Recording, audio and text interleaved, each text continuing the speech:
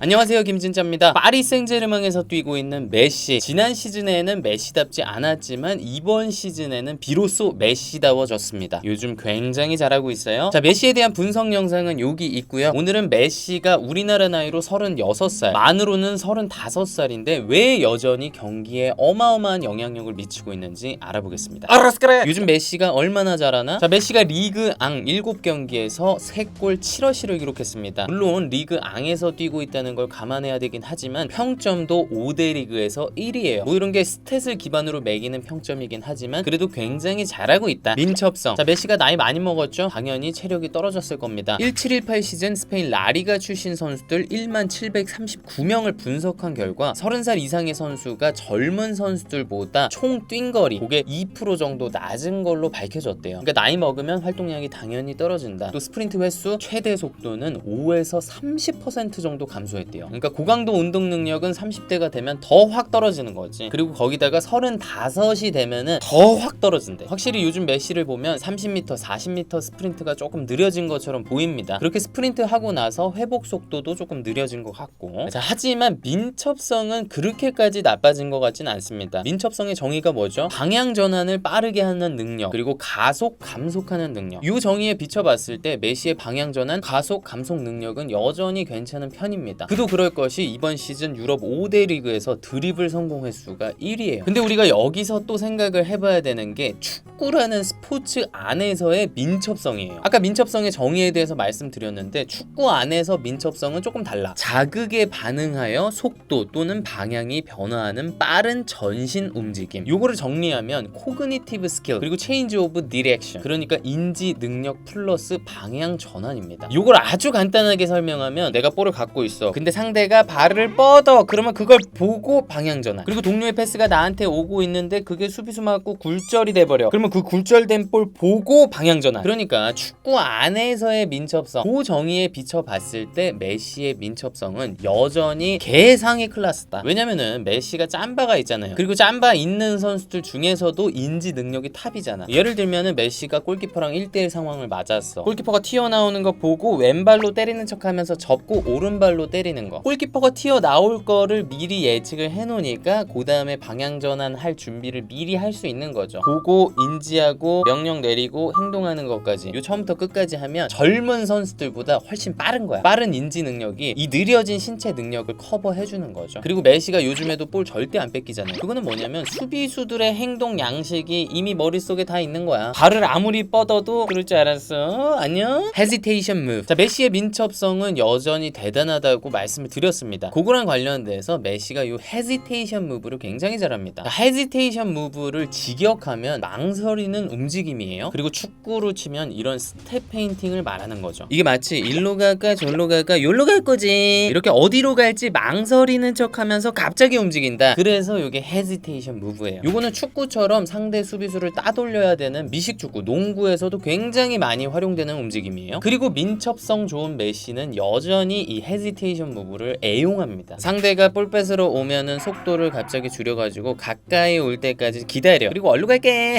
하다가 쓱 도망갑니다. 당연하겠지만 여기선 속도 변화가 핵심이에요. 천천히 기다렸다가 헤지테이션 무브 후에 빠르게 빠져나가는 거지. 자, 그리고 드리블이랑 관련해서 메시의 경기 영향력이 높은 이유가 있습니다. 메시의 드리블이 가진 명확한 목적. 그러니까 뭐냐면 메시는 오직 골을 넣기 위한 과정으로서만 드리블을 해요. 그러니까 막 자기의 스킬을 자랑한다거나 상대를 도발한다거나 그런 의도로 드리블하는 게 아니야. 골 넣으러 가는데 필요하니까 하는 거예요. 그거를 단적으로 볼 수 있는 게 메시가 언제 측면으로 볼 빵 쳐놓고 골대 쪽이 아닌 바깥쪽으로 드리블 열심히 하는 거 본 적 있어요? 메시가 쓰잘데기 없이 뒤쪽으로 드리블하는 거 본 적 있어요? 없단 말이야. 골을 넣겠다는 그 명확한 목적성을 가지고 드리블을 하니까 상대가 굉장히 힘든 거야. 그러니까 메시의 경기 영향력이 여전히 높은 겁니다. 그리고 메시가 더 무서운 거는 드리블 하고 끝이 아니죠. 드리블로 상대 제껴가지고 마무리 패스를 하든 스스로 득점을 하든 그 다음에 치명적인 행동이 또 있다고. 그러니까 더 무서워. 아다마 보세요. 드리블이 끝이잖아요. 전진 패스, 스루 패스. 자, 메시가 지난 시즌은 부진했죠. 그럼에도 불구하고 유럽 5대 리그에서 전진 패스 비율이 1등이었어요. 100번 터치 중에 12.6번을 전진 패스로 보냈어. 이거는 공을 앞으로 보내겠다는 엄청난 의지입니다. 자, 메시는 전진 패스뿐만 아니라 스루 패스도 쩔죠. 스루 패스의 정의가 뭐죠? 수비 뒷공간으로 침투하는 동료에게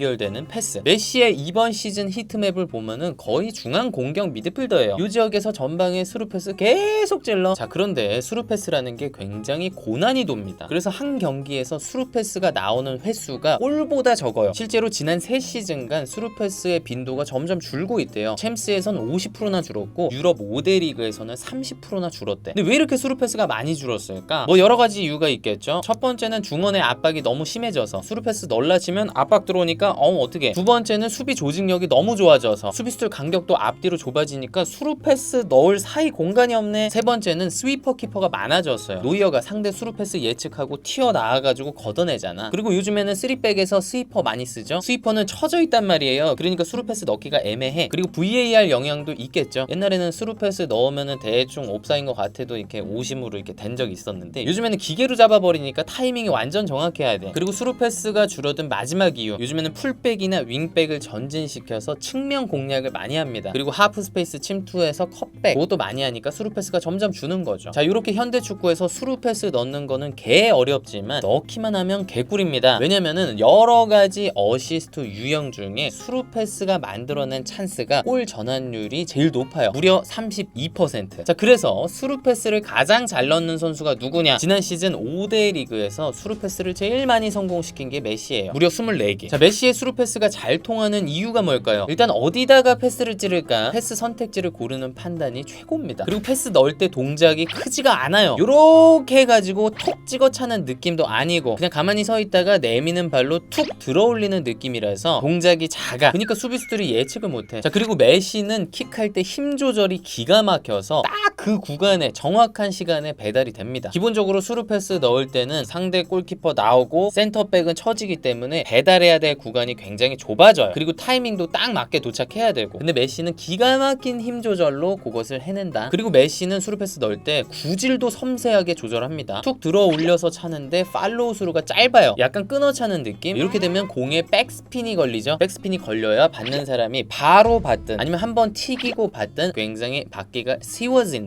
자, 그리고 메시는 스루 패스를 넣을 때 언제 차야 되는지 그 타이밍을 기가 막히게 맞춥니다. 아까 말씀드렸듯이 요즘에는 VAR로 옵사이드를 잡기 때문에 공을 차는 타이밍이 더 섬세해야 된단 말이에요. 자, 그렇다면 메시는 왜 패스 타이밍을 잘 맞출까요? 푸더크가 좋아서입니다. 더 정확히는 이 스텝을 잘 쪼개서. 그러니까 패스 줄라고 딱 하는데 볼 받는 사람이 아직 준비가 안 된 것 같아. 그러면 잔발로 시간 살짝 벌다가 지금이다 싶으면 스텝 밟고 바로고. 스텝을 많이 쪼갠다는 건 패스 넣을 타이밍을 더 잘게 쪼갠다는 거죠. 그러니까 다른 보폭 큰 선수가 1초마다 패스 타이밍을 선택할 수 있다면 메시는 0.5초마다 선택할 수 있는 거야. 그러니까 알맞은 순간을 딱 골라서 패스할 수 있는 거지. 그리고 메시처럼 스텝을 쪼개면 바디 밸런스도 더 유지가 잘 되죠. 저 같은 사람은 그런 스텝을 밟지를 못하기 때문에 패스 타이밍 한번 놓치잖아요. 그러면 균형 잃고 그냥 쓰러져. 자, 그런데 메시의 스루 패스 성공 횟수가 높은 거는 사실 음바페 덕도 있습니다. 음바페가 개빠르잖아요. 수비수 한참 뒤에서 출발해도 패스를 잡아. 그리고 패스가 엄청 길어도 그거 달려가서 잡아. 판단력. 자, 축구는 판단의 게임이죠. 그리고 메시는 볼을 잡았을 때 내리는 판단들이 거의 정말 항상 최선이야. 아니, 저는 가끔 이래요. 나는 경기장을 위에서 보고 있잖아, 중계 화면으로. 그런데도 메시가 패스하는 거 보면은 아니 어떻게 저길 봤지? 이런 느낌이 든다니까. 자, 메시가 나이가 많아졌지만 경기에 큰 영향력을 미칠 수 있는 게 이 판단력 덕분입니다. 메시가 젊을 때 뛰던 오른쪽 윙포워드 자리, 여기는 상대를 제끼고 치고 나갈 스피드가 더 많이 필요했어요. 근데 요즘에는 중앙에서 뛰잖아. 중앙에서 뛰는 선수들은 조금 느리더라도 특유의 판단력과 센스로 오래 살아남을 수 있어요. 리켈메, 부스케츠 이런 느낌. 자, 이렇게 메시는 매 순간 좋은 판단을 하는 미시적인 능력도 좋지만 전체적으로 게임의 흐름을 파악하는 거시적인 능력도 좋습니다. 펩이 메시에 대해서 이런 말을 했었죠. 메시는 걸으면서 계속 상황을 관찰해요. 경기에 관여하지 않는 게 아니죠. 그는 조용히 수비수들 중에 누가 약점인지를 파악합니다. 5분에서 10분 정도가 지나면 자신의 머릿속에서 지도가 완성되고 어느 쪽으로 가야 공간이 더 생길지 알 수 있는 거죠. 그러니까 메시는 지각 인지 능력이 좋은 거죠. 요거를 조금 더 쪼개보면 시각적 검색 능력, 익숙한 경기 패턴을 인식하는 능력, 주의력, 문제 해결 능력, 이런 것들이 좋다고 표현할 수 있는 거죠. 그리고 메시는 이러한 지각 능력을 바탕으로 위치적 우위를 가져갑니다. 상대 수비 사이에 자리를 잡는 거, 그리고 상대 수비 뒤에 서 있는 거, 요런 움직임들을 가져가면 더 위협적인 패스를 받을 수 있다. 그리고 볼을 받았을 때 더 많은 시간과 공간을 확보할 할 수 있다. 파리에서 딱 그래요. 이렇게 포켓 공간 정중앙의 위치, 그리고 볼 받고 스무스하게 돌아서서 바로 찬스 만들어. 볼을 어느 위치에서 받아야 상대한테 치명타를 날릴 수 있는지 정확히 알고 있죠. M&M. 자, M&M이 뭡니까? 메시, 네이마르, 음바페죠. 메시의 경기 영향력이 여전히 높은 거는 요 두 선수 덕분이기도 합니다. 메시가 패스 주는 타이밍을 이해하고 그거를 받아서 또 소화를 하잖아요. 박스 주변에서 이 세 명의 선수가 3자 패스 하는 거 보시면 정말 지릅니다. 팬티 갈아 입어야 돼요. 이 세 명의 선수가 이번 시즌 파리의 득점 중에 72%를 책임지고 있다고 해요. 어마어마하죠. 그리고 물론 라리가랑 리그 앙이랑 수준 차이를 감안을 해야겠지만 옛날에 바르셀로나의 그 MSN이 111분마다 골을 넣었고 레알의 BBC가 132분마다 골을 넣었대요. 근데 지금 파리의 M&M은 84분마다 한 골을 합작하고 있어. 대단하죠? 그리고 이 M&M이 좋은 활약을 펼칠 수 있는 이유는 또 감독의 전술 덕분입니다. 포체티노 때는 똑같은 선수들인데 조금 그랬잖아요. 2021 시즌에 리를 우승시켰던 이 갈티에 감독이 지금 파리에서 전술을 굉장히 잘 짜고 있어요. 5-2-3. 그러니까 포워드 3명한테는 수비 부담을 좀 덜어주고 베라티랑 비티냐가 많은 공간을 커버하고 수비는 단단하게 가져가고, 그리고 공격할 때도 M&M 셋이서만 공격하는 게 아니고 오른쪽에 하키미, 왼쪽에 누누 멘데스 쭉 올라가서 너비를 제공합니다. 그렇게 되면은 중원에 이 3명의 천재들이 패스 넣을 때가 더 많아지잖아요. 네, 오늘은 이렇게 메시가 왜 여전히 잘하는지에 대해서 알아봤습니다. 벵거 감독님이 옛날에 그랬죠. 축구라는 거는 3가지 기준에 굉장히 의존한다. 첫 번째는 볼 컨트롤, 두 번째는 의사결정, 세 번째는 실행의 질. 요 말에 비춰보면은 메시는 여전히 개짱입니다. 자, 과연 메시가 언제까지 이러한 영향력을 가질 수 있을까요? 월드컵에서는 또 어떤 활약을 펼칠까요? 정말 궁금합니다. 오래 뛰어줬으면 좋겠어요. 네, 오늘은 여기까지입니다. 저는 또 다음 축구 컨텐츠에서 뵙겠습니다. 감사합니다.